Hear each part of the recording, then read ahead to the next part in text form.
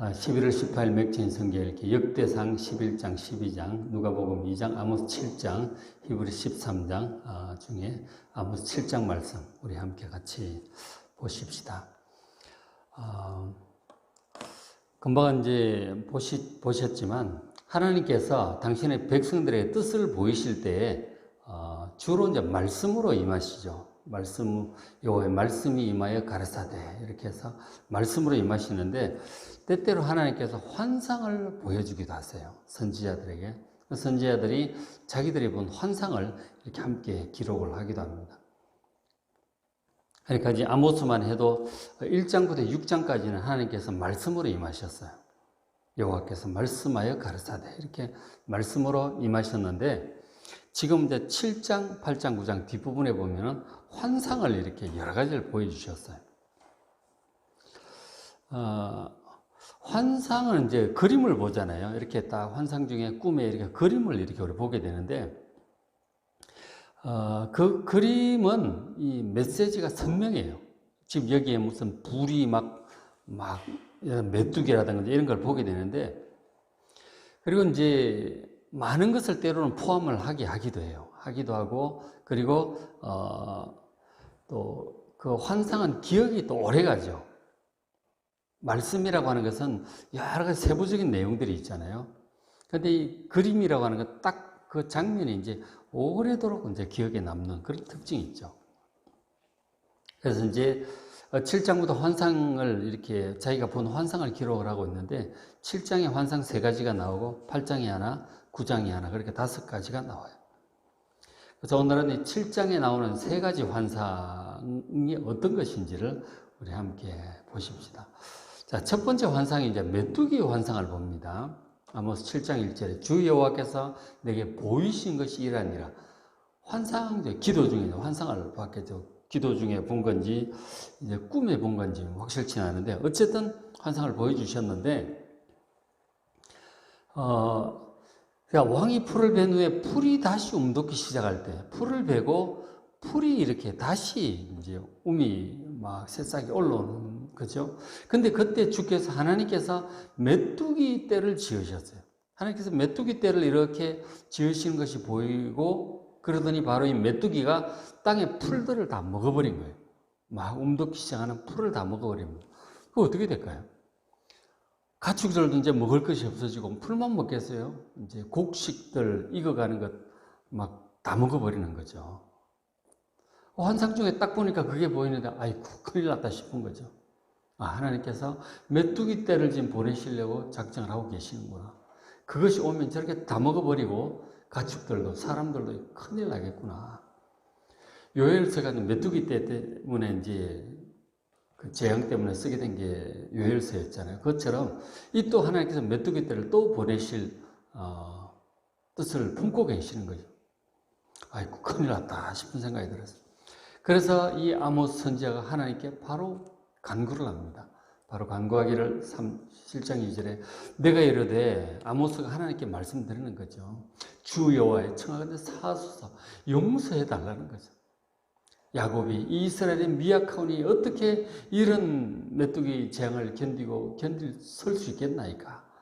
불쌍히 여기시고 용서해 달라고 하나님께 간구합니다. 그 선지자의 기도를 들으시고 하나님께 3절에 여호와께서 이에 대하여 뜻을 돌이키셨어요. 하나님께서 메뚜기 떼를 보내려고 작정을 하고 계셨다가 이 선지자의 간구를 듣고 하나님께 뜻을 돌이키셨어요. 그러면서 이것이 이루어지지 아니하리라 하나님께서 허락하셨어요. 아모스 선지자의 기도를 듣고 재앙을 하나님께서 용서하신 것이죠.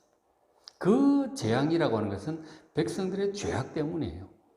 백성들의 죄악과 그들이 깨닫고 돌이키게 하기 위해서 이제 그렇게 보내려고 하셨는데, 그런데 이제 너무 백성들에게 큰 타격으로 올 것 같아서, 이 선지자가 간구했고 하나님 들으셨던 거죠. 용서를 하셨어요. 그리고 하나님께서 또 환상을 또 한 번 보여주셨어요. 두 번째 환상이 7장 4절에 불의 환상이었습니다. 주 여호와께서 또 내게 보이신 것이 이러하니라. 주 여호와께서 명령하여 불로 징벌하게 하시니, 불로 이번에는 징벌을 하려고 하나님 뜻을 품으셨어요.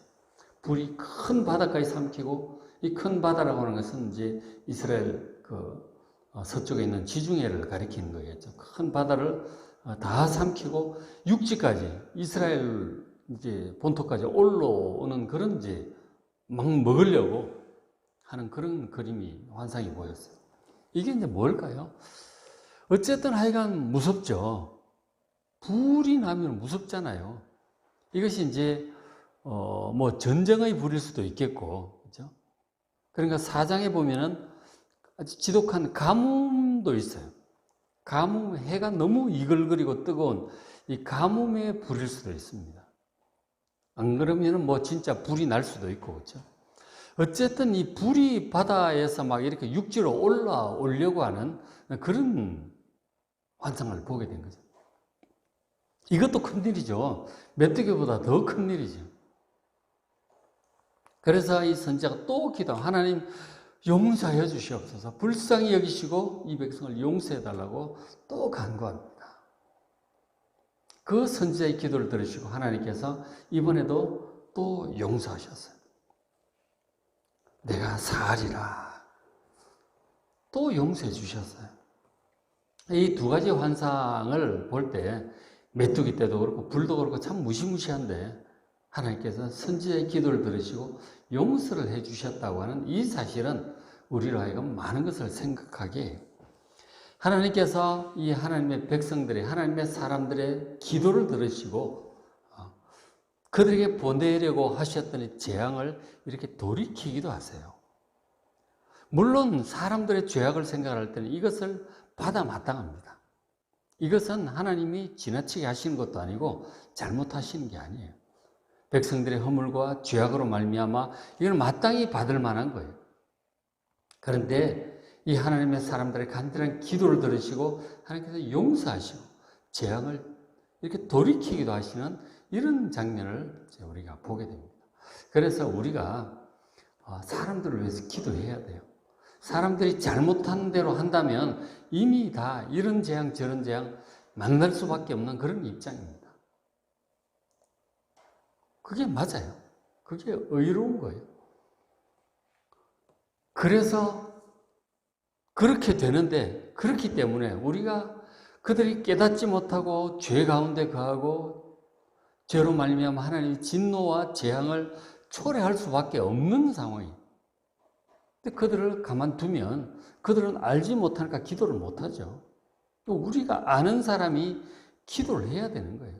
믿지 않는 자녀들, 믿지 않는 남편, 불순종하는 뭐 사람들, 주변에 어떤 이런저런 사람들, 뭐 어떻게 나라의 정치가들까지도 마찬가지고, 하나님의 진노를 불러일으키고 재앙을 초래할 만한 그런 죄 가운데 사는 사람들 주변에 많아요. 근데 당신 잘못해서 당신이 벌 받고 망해라, 그러고 두고 볼 수는 없잖아요, 우리가. 그래서 우리가 기도해야 되는 거예요. 그들은 비록 믿음이 부족하고 하나님께 대한 경외심도 부족하고 그래서 그냥 죄 가운데 그렇게 하고 있는데, 그러면은 결국 하나님께 진노하시고 재앙이 올 수밖에 없어요. 그러나 우리가 그렇게 망하라고 그냥 둘 수는 없잖아요.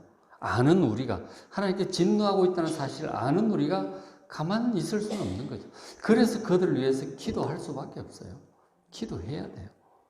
그렇지 않으면 하나님의 진노가 임할 수 있기 때문이죠. 잘못하고 이 하나님의 진노를 초래할 수밖에 없는 그들, 불쌍히 여기고 하나님께 용서해달라고 우리가 기도해야 돼요. 그렇죠? 기도하는 사람들 사명이에요. 그래서 오늘 우리 권사님들 말씀 들어보지만 다 이름을 불러가면서 그렇게 기도를 하시잖아요. 목사님들을 위해서 기도하시고, 목사님들도 다 저도 마찬가지고 허물이 많고 부족하기 때문에 기도가 많이 필요해요. 그렇게 또 기도하고, 또 주변의 가족들, 안 믿는 사람들 뭐 기도해야 돼요. 그렇지 않으면 큰일이 날 수도 있다는 것이죠. 그래서 우리 스스로 그들을 용서하고 또 그들을 위해서 기도하고 하나님 뜻을 돌이켜달라고 기도하고, 그리고 회개하고 주께로 그 심령이 새로워질 수 있도록 기도하는 시간 되시길 바랍니다. 그런 장면을 보여주셨어요. 자, 그런데 이제 백성들이 그렇게 참 회개를 하면 좋겠는데 그렇지 못한 일들이 참 많잖아요. 참 안타까운데 하나님께서 세 번째 환상을 또 보여주셨어요. 7장 7절에 쌓은 담 곁에, 담이 있잖아요. 담 곁에 주께서 하나님께 손에 다림줄을 잡고 서 계세요. 이 다림줄이라고 하는 것은 우리 이제 건축 현장에 가보면은 담을 벽돌 쌓아 올릴 때 수직을 잘 맞춰야 돼요. 안 그러면 무너져요. 그렇죠? 삐뚤게 쌓으면은 무너진다고. 정확히 쌓아 올려야 돼요. 그래서 줄을 끝에 줄을 달아가지고 딱 나오면은 정확히 수직을 볼 수가 있죠. 정확히 쌓아 올려야 됩니다. 그래야 무너지지 않는다는 거예요. 이 다림줄이 하나의 어떤 벽돌이 하나하나가 제대로 쌓였는지를 보는 기준이 되는 거 아니에요. 그죠? 굉장히 중요합니다. 하나님께서 이 다림줄이라고 하는 것은 하나님의 정의고 법도예요. 하나님의 말씀이란 말이에요. 이 다림줄 기준이. 하나님 말씀에 비추어서 이 하나님의 영원하신 법도에 비추어서 합당하지 않은 그러한 자들을 심판하시겠다고 하는 것입니다. 다림줄을 잡고 딱 이제 재보시는 거죠. 왜냐하면 다림줄이 하나님의 법도에 합당하지 않은 벽돌 한두 개가 있으면 그것 때문에 전체가 무너져요. 그것을 결국 어떻게 해야 판단하실 수밖에 없는 거예요. 다림줄에 합당하지 않은 것들을 제거하든지 뭐 어떻게 다르게 해야 되는 거예요. 그냥 되면 전체가 무너지니까. 온 세상이 자연 만물 질서, 우주 질서도 마찬가지예요. 인간사회 질서도 하나님의 법도에 합당하지 않으면 그것 때문에 무너지는 거라고요. 전체 온 세상 만물과 우주 만물을 건축하시고 유지하시는 하나님께서 이 다림줄로 전체를 이렇게 다스리고 계시는 거예요. 안 그러면 무너지니까. 우리 권사님들 같이 이제 차를 타고 이렇게 가잖아요. 근데 그 사거리, 복잡한 사거리에 나가면 많은 차들이 왔다 갔다 합니다. 근데 그 신호등을 다 잘 지키잖아요. 그게 다림줄이에요. 신호등을 안 지키면 뭐 교차로는 순식간에 엉망됩니다. 자기 먼저 가겠다고 나서다가 뭐 엉망, 부딪히든지 아니면 엉켜서 못 가든지 그렇게 되는 거예요. 그래서 교통법규를 신호등을 잘 지켜야 잘 모두 원활하게 보행자도 그렇고 차도 그렇고 원활하게 움직일 수 있는 것이죠. 이 법도 이 다림줄 기준이라고 하는 것은 굉장히 중요한 전체 질서를 유지하는 것이죠. 하나님 말씀을 그래서 우리가 다 잘 듣고 잘 순종해야 됩니다. 그래서 전체가 잘 돌아가는 거예요. 온 세상 만물이 가정도 그렇게 법도에 따라서 하나님 법도에 합당하게 해야 다 서로 사이좋고 사랑하고 돕고 섬기고 이렇게 돌아가는 것이죠. 교회도 마찬가지고 나라도 마찬가지고 이 정의가 법도가 중요한 거예요. 하나님의 말씀이 중요하다는 것입니다. 그런데 이스라엘 북이스라엘 백성들이 하나님의 이 다림질로 볼 때 정말 세상에 참 하나님은 여호와 하나님밖에 없잖아요. 다 거짓된 우상들 헛것들을 섬기고 그러니 그 무슨 하나님의 말씀을 듣지 않잖아요. 엉망진창이 되는 거죠. 교통신호 안 지키는 사거리와 똑같은 거예요. 그래서 하나님께서 말씀하신 8절에 여호와께서 내게 이르시되 내가 다림줄을 내 백성 이스라엘 가운데 두고 다시는 용서하지 않겠다. 계속 용서하고 또 용서하고 기회를 주고 또 주셨는데 계속 가는 것입니다. 그럼 뭐 교통신호 계속 엉망, 도로 교차로가 엉망인데 온 세상을 다스리신 하나님께서 그냥 두고 보실 수는 없는 거죠. 결국은 질서를 따라 이 딱지를 매기든지 벌금을 매기든지 나서실 수밖에 없는 거죠. 하나님께서 다시는 용서하지 않겠다. 회개하지 않는 백성들. 결국은 9절에 이삭의 산당들, 그 이스라엘 안에 산당들이 굉장히 많았죠. 우상을 숭배하는 산당들이 결국 황폐하게 될 것이고 이스라엘 성소들이 뭘까요? 북이스라엘 성소들. 금송아지 성소들을 얘기하는 거예요. 북쪽에 단과 남쪽에 베델 그 성소들이 있는데 그 금송아지 성소들 파괴될 것이다. 하나님도 아닌 걸 가서 하나님이라고 섬기고 있으니 내가 일어나 칼로 여로보암의 집, 여로보암은 지금 이스라엘 왕이 여로보암 2세입니다. 이스라엘 왕을 칠 것이다. 하나님께서 이 다림줄을 기준으로 해서 징계를 시행하시겠다고 그렇게 말씀을 하셔서 참 하나님 말씀에 순종하지 않고 계속해서 고집해서 이렇게 나가면 결국은 저렇게 멸망할 수밖에 없는 것이죠. 지금 하나님께서 연속되는 환상을 통해서 이 북이스라엘을 향해서 진노하고 계시는 그 마음을 지금 아모스 선지자에게 보여주신 것이죠. 그러니까 정말 우상 숭배를 회개하고 전심으로 하나님께 돌아와야 사는 것입니다. 백성들이 이 환상과 아모스 선지자의 말씀을 듣고 정말 뉘우치고 하나님께 돌아와야 될 텐데 상황은 그렇지를 못했어요. 그런 큰 이유 중에 하나가 이제 거짓 선지자들 때문이었다는 것이죠. 지금 이제 뒷부분에 7장 10절부터 이제 거짓 선지자 한 사람 얘기가 나와요. 7장 10절에 때에 이렇게 하나님 말씀을 전하고 환상도 전하고 하고 있는데 그때 이 베델의 제사장 아마시아라고 하는 사람이 있어요.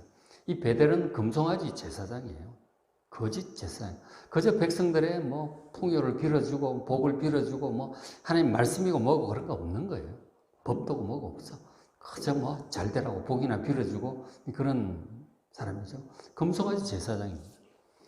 이 사람이 나름대로 이제 그 백성들 가운데 지위가 있고 이제 그렇게 했었는데 이 사람이 이스라엘 왕 여로보암에게 사람을 보냅니다. 뭐라고 얘기를 했냐? 이스라엘 족속 중에 아모스라고 하는 자가 왕을 지금 모반을 합니다. 그 모든 말을 이 땅이 이스라엘 정말 견딜 수 없을 정도로 아주 괴로운 아주 못된 말만 한다는 거죠. 11절에 아모스가 말하기를 하기를 여로보암은 칼에 죽겠고 여로보암 왕 당신이 칼에 죽을 거라고 지금 그렇게 백성들에게 설교하고 다닌다. 그리고 이스라엘은 반드시 사로잡혀 그 땅에서 떠나겠다. 북이스라엘 나라도 망할 것이라고 지금 설교하고 다니는데 이 사람이 이렇게 두시면 되겠습니까? 잡아 넣어야 되지 않겠습니까? 고발을 한 거죠, 왕에게. 말씀을 전하고 환상을 전하는 아모스를 고발을 했습니다. 그러니까 이 금송아지를 섬기는 이 거짓 제사장이 볼 때 북이스라엘 멸망을 선포하는 이 아모스 선지자는 그저 나라의 반역자로 보였을 뿐입니다. 나라의 해가 된다. 복을, 축복을 빌어야지 뭐 나라 망한다 그러고 뭐 그런 저주문화 뿌리고 다니는 그런 사람으로 보이는 거예요. 근데 아모스가 진짜 북이스라엘에 억하심정이 있어서 그렇게 저주하고 다니는 겁니까? 그게 아니잖아요. 진짜 하나님이 진노하셨고 하나님 진노하시면 재앙이 오고 멸망하는 거예요. 그것을 막아보겠다고 지금 하나님 말씀을 전하고 있는 거 아니에요. 하나님 말씀으로 돌아오라고, 우상을 버리라고, 하나님 말씀을 듣고 순종하라고, 정의를 행하라고 그렇게 하고 있는 거 아니에요. 아모스의 말을 듣고 회개해야 나라가 망하지 않고 사는 거예요. 근데 그 아모스에 전하는 하나님의 그 말씀을 나라를 망하게 하는 이 반역자의 말이라고, 나라에 저주나 뿌리고 다닌다고, 재수없는 사람이라고 그렇게 얘기할 수 있습니까? 참 이 백성들이 회개하게 하려고 그렇게 하나님 말씀을 전하고 있는 이 아모스 선지자의 사역을 완전히 그냥 무효화시키는 그런 얘기를 하고 있는 거죠. 그리고는 이 아마시아가 아모스 선지자도 그런 얘기를 합니다. 너 왜 남쪽 유다 사람이 여기 와서 떠들고 다니냐? 너희 나라 돌아가라. 그렇게 얘기를 해요. 하나님 두려운 줄 모르고 하나님의 말씀도 모르고 그저 사람들 잘되라고 복이나 빌어주고 다니는 이런 아마시아는 정말 인간적인 거죠. 나라 그냥 잘 됐으면 좋겠다. 백성들 잘 살았으면 좋겠다. 근거도 없는 이 축복이나 빌어주고 다니고 하나님께서는 진노하고 계심을 말하지 않는, 회개하지 못하게 하는 이 거짓 제사장, 선지자, 이런 사람들 때문에 결국 나라가 망하는 거라고요.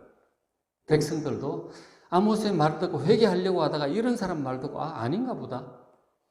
그리고 또 마음 놓는 거죠. 나라가 회개를 못하고 백성들 회개하지 않고 멸망길로 가는 것을 돌이키지 못하게 하는 아주 악한 사람들인 거예요. 악한 영적인 지도자들이다 하는 거죠. 그래서 이제 하나님께서 이 거짓 제사장에게 또 선포를 하시죠. 7장 14절에 아모스 선지자가 이 아마샤 거짓 제사장이잖아요. 그게 대답을 합니다. 여호와께서 이와 같이 말씀하셨다. 너희 아내는 성읍 가운데 창녀가 될 것이다. 남편 죽고 끌려다니면 창녀가 되죠.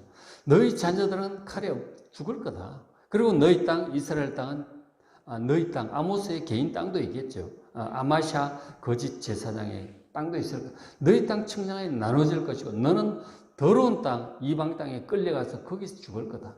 그리고 이스라엘 북이스라엘은 반드시 사로잡혀서 그의 땅에서 떠나게 될 것이다.